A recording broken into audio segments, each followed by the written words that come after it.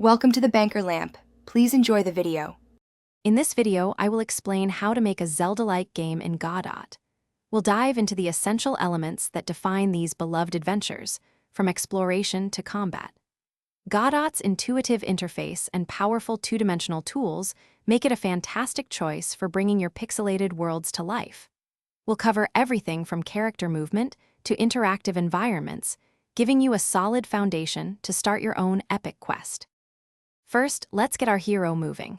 We'll use Godot's character body 2D node for robust top-down movement, allowing for precise control across 8 directions. For combat, a simple sword swing can be implemented with an area 2D node acting as a hitbox, detecting enemies within its range.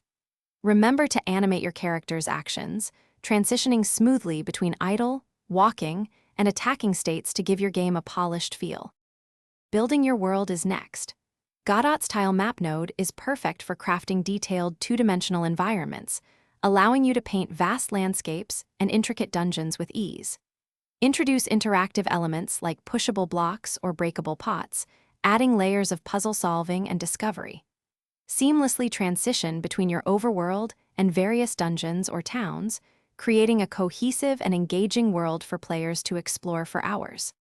Finally, let's refine the player experience with a robust inventory system, allowing your hero to collect and use various items.